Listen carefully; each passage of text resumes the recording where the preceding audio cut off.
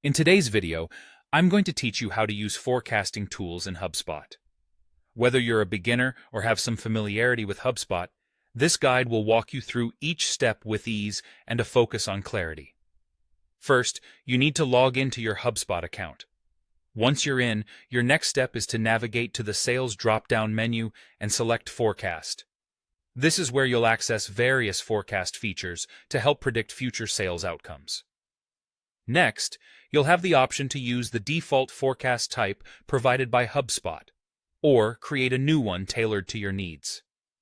It's a flexible feature, allowing you to customize forecasts based on what matters most to your business. Let's start by reviewing what you currently have set up.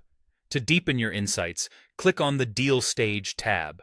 This feature allows you to see forecasts based on the different stages of your sales pipeline.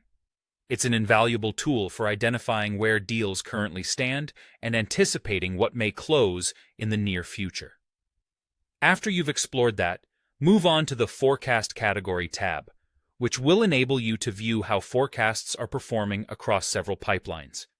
It's great for those managing multiple sales streams and who need a broader view of their sales landscape. Now, you'll notice some drop-down menus at the top of the forecast page. These let you filter your sales predictions by pipeline or by the expected close date. This can be particularly useful if you're focusing on a specific time frame or set of criteria within your sales processes. If you're interested in creating a new forecast type, look for the Create Forecast Type button in the upper right corner of your screen. Clicking this will prompt you to enter a name for your new forecast. It also asks you to select date and amount properties, but keep in mind that recurring revenue properties won't automatically recur over time in these forecasts. Once you've created your forecast type, it's time to delve into customization. You have the option to adjust the columns displayed when viewing your deal table within the forecasting area. Tailoring these columns to suit your needs will make it easier to focus on the most relevant data for your business strategy. When you're satisfied with your setup, click Finish. After this, go to Forecast to see your newly configured settings in action.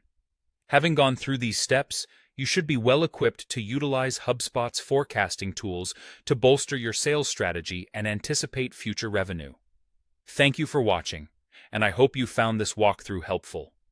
Feel free to revisit any section of this video for a refresher, and don't forget to explore all the capabilities within HubSpot to enhance your business insights further. Happy forecasting!